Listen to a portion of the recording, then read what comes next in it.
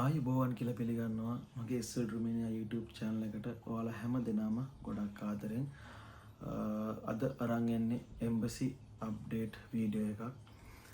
අපි අද embassy update video එකේදී කතා කරනවා රුමේනියානු embassy එක, රුමේනියා embassy එක සහ අපේ agency රැකියා නියෝජිතයින් අතර තිබුණ මීටින් එක 2025 ඔක්තෝබර් 2 වෙනිදා තිබ්බ මීටින් එක. කියන්නේ ඊයේ දිනේ තිබ්බ මීටින් එක ගැන තමයි අද අපි කතා කරන්නේ. මේ මීටින් එකේදී ගොඩක්ම කතා වෙලා තියෙන්නේ ඊට කලින් දවස්වල නොටිස් කරලා තිබ්බ දේවල් ගැනම තමයි කතා වෙලා තියෙන්නේ. ඉතින් අපි බලමු මොනවද ඒ වෙනස් වෙලා තියෙන දේවල් කියලා. travel insurance එක ගැන වෙනස්කම් කීපයක් තියෙනවා. ඊට පස්සේ police report එක ගැන ග්‍රැන්ඩ් ලෙටර් එක ගැන වෙනස්කම් කීපයක් වෙලා තියෙනවා. ඉතින් ඒ දේවල් ගැන කතා කරන්න තමයි එම්බසි එක මීටින් එක තියලා තියෙන්නේ සහ මම මේ වීඩියෝ එක අරන් එන්නේ. ඉතින් වැඩි කතා බහ නැතුව අපි යමු වීඩියෝ එකට. මොනවද එම්බසි එකෙන් අප්ඩේට් වෙලා තියෙන අලුත්ම rules කියලා බලන්න. හරි, අපි මුලින්ම කතා කරමු එම්බසි එක මීටින් එකේදී මොනවද ඒජන්සි වලට කිව්වේ කියලා. පළවෙනිම දේ travel insurance එක ඔයාලට මතක ඇති.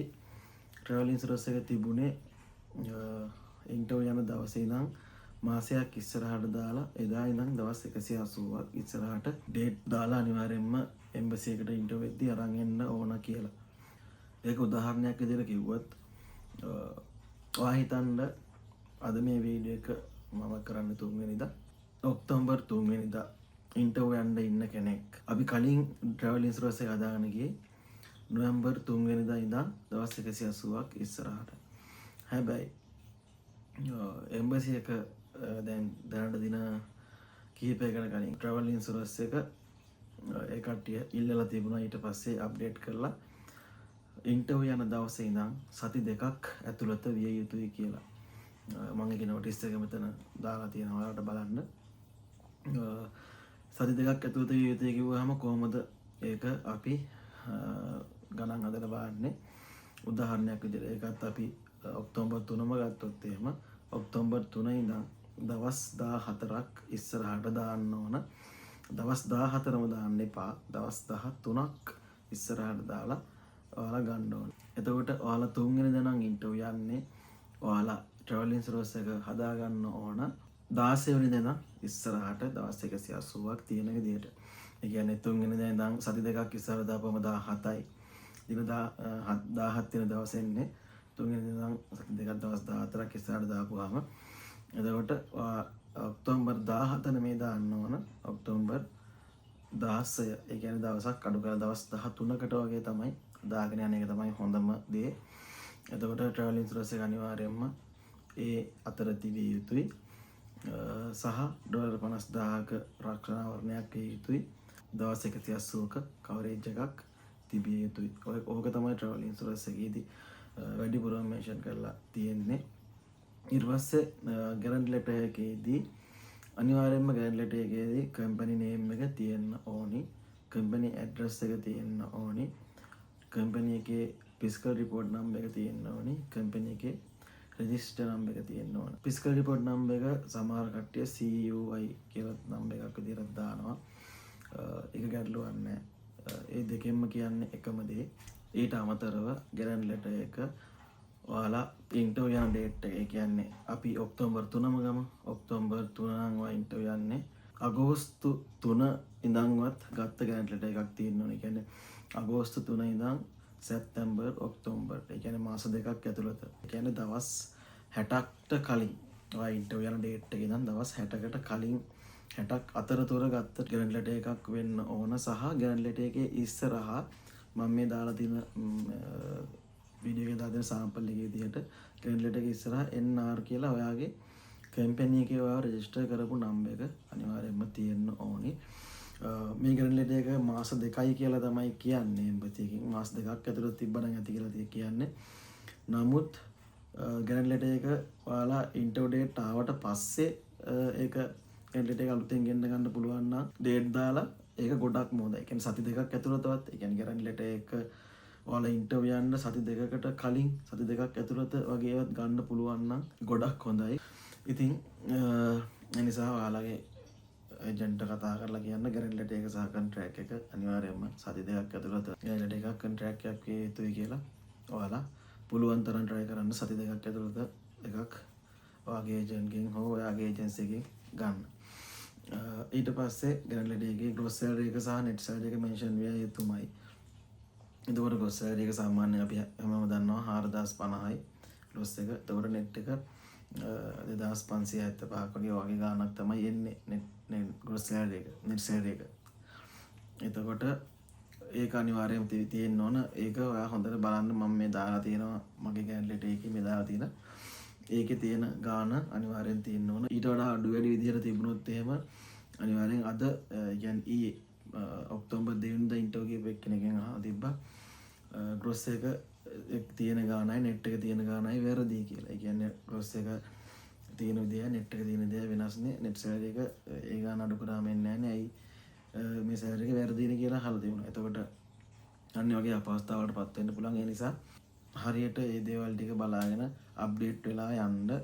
මම මෙච්චර මේ දේවල් කියන්නේ මම කලින් වීඩියෝ එකෙත් එම්බසි ඉන්ටර්වියු යන්න ඩොකියුමන්ට් හදාගන්නේ කොහොමද කියන එක ගැන වීඩියෝ එකක් කරලා තියෙනවා. මේ උඩ කාඩ් එකකින් වීඩියෝ කාඩ් බලන්න පුළුවන් ගිහිල්ලා. ඒකෙදි මම කතා කරනවා ඩොකියුමන්ට් එක සම්පූර්ණ. කියන්නේ එම්බසි ඉන්ටර්වියු එකට සම්පූර්ණ ඩොකියුමන්ට් එක හදාගන්නේ කොහොමද කියන ඒ වීඩියෝ එකක් මම දාලා තියෙන්නේ. ඒ වීඩියෝ එක අනිවාර්යෙන් බලන්න එම්බසි ඉන්ටර්වියු යන්න ඉන්න කෙනෙක් නම්. මේ දේවල් කියන්නේ අද එම්බසි එකෙත් කියලා තිබුණා. يعني ගොඩක් ප්‍රශ්න තියෙනවා තාමත් සමහර ඒජන්සි වලින් සහ සෙල්ෆ් යන කට්ටිය ඩොකියුමන්ට් හරියට ගෙනියන්නේ නැහැ. ඩොකියුමන්ට් පොලිස් රිපෝට් නැතුව අරයි යනවා.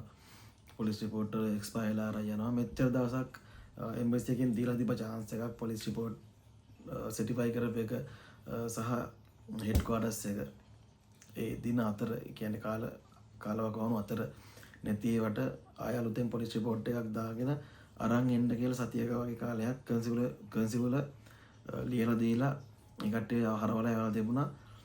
ආපහු අරන් එන්න chance එකක් දීලා. හැබැයි මේ මීටින් එකේදී කියලා තියෙනවා ඊට පස්සේ පොලිස් රිපෝට් වලට එහෙම chance එකක් දෙන්නේ නැහැ කියලා. මොකද එම්බසි එක අද මීටින් එකේදීම කියලා තිබුණා ස්පීඩ් යනවා දැන් වැඩි. ඉස්සරහට තව ස්පීඩ් කරලා මේක ඉක්මනට ඉවර කරන්න මේ තියෙන ලොට් එක කියන්නේ මේ ට්‍රැෆික් එක ඉක්මනට කරලා ඉවර කරන්න කන්සිලර්ස්ලා වැඩි පිළිවෙලක් අරන් යනවා කියලා අනිවාර්යෙන් ඒක වෙයි. මොකද දැන් අවුරුදු ගානකට අවුරුද්දකට එකමාරට විතර කලින් තිබ්බ එම්බසි නෙමෙයි දැන් තියෙන්නේ. මාරු විදිහට මාර ඉක්මනට ඩේට් එනවා. දැන් පෙබරවාරි 27 192 192 9 8 9 කාණ්ඩ වලට ඒ කියන්නේ මේ අවුරුද්දේ පෙබරවාරි මාසේ 28 වගේ ඇප්ලයි කරපු කට්ටියටත් ඉන්ටර්වයු ඩේට් දැන් ඉෂුව වෙලා තියෙනවා. සමහර කට්ටිය ඉන්ටර්වයු ගිහිල්ලා තියෙනවා 10 වෙනිදා වගේ යන්න ඉන්න කට්ටිය ඉන්නවා.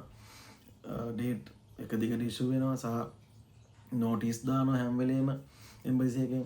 දැන් නෝටිස් එකක් මේ දාලා තියෙන නෝටිස් එක බලන්න. මේ නෝටිස් එකේ කියලා තියෙනවා පාස්පෝර්ට් කලෙක්ෂන් වලට පොය දවසේ කලෙක්ෂන් නැහැ. ඊට පහුවදා කලෙක්ෂන් කරගන්න මේ ලාභ කට්ටිය එන්න කියලා. ඉතින් ඒ වගේ එම්බසි එක දිගින් දිගට මේක පස්සේ ෆලෝ කරනවා සහ මේක ස්පීඩ් කරලා මේ ට්‍රැෆික් එක කඩා ගන්න ඒ කට්ටිය try කරනවා. ඉතින් එතකොට අපි ඒ කට්ටිය මේ පැත්තෙන් මහන්සි වෙනකොට අපි අපේ පැත්තෙන් ඩොකියුමන්ට් එක හරියට ක්ලියර්ලි ගෙනියන්න ඕන. එතකොට ඒ කට්ටිය කියනවා ආපහු කිසිම දෙයකට chances දෙන්නේ නැහැ. අනිවාර්යෙන් පොලිස් රිපෝට් එක තියෙන්න ඕන.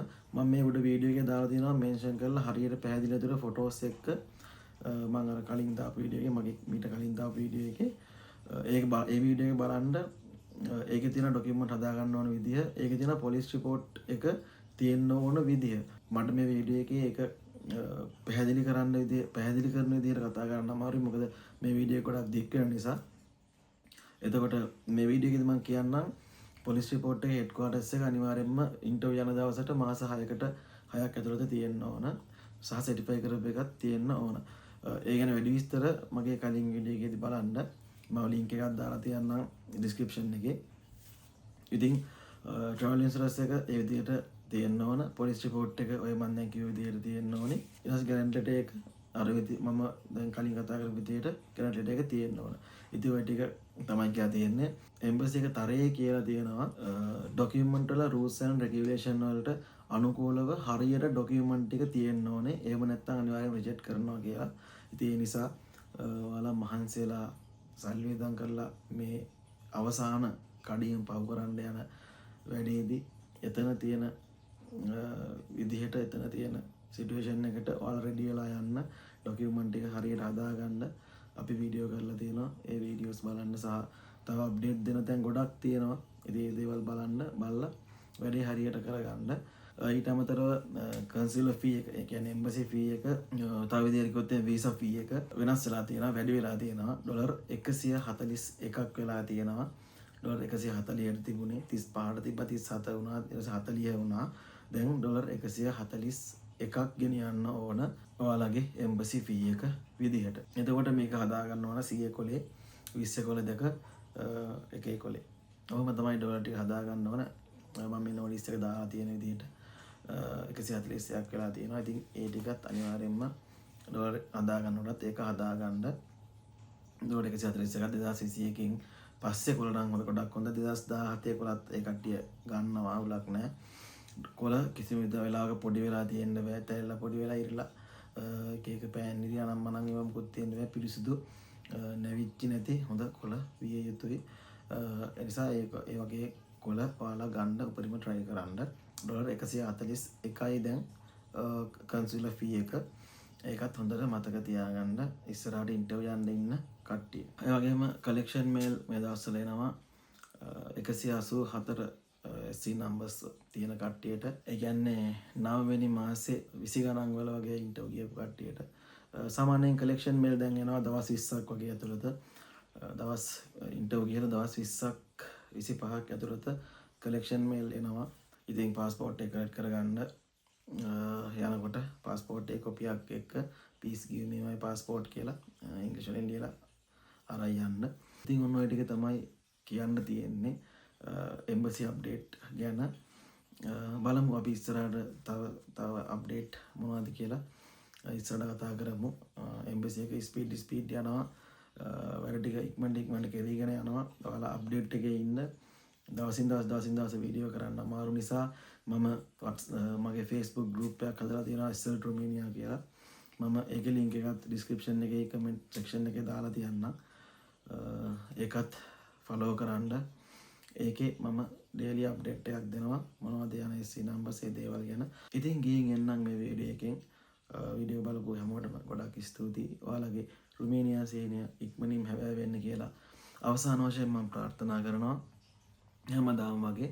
එහෙනම් ගිහින් එන්නම්. ඔයාලට රුමේනියාවට එන්න ලැබෙන වාසනාවන්ත අවුරුද්දක් වේවා මේ ගෙවෙන අවුරුද්ද කියලා ප්‍රාර්ථනා කරනවා. ඔයාලා හැමෝටම ජය වේවා.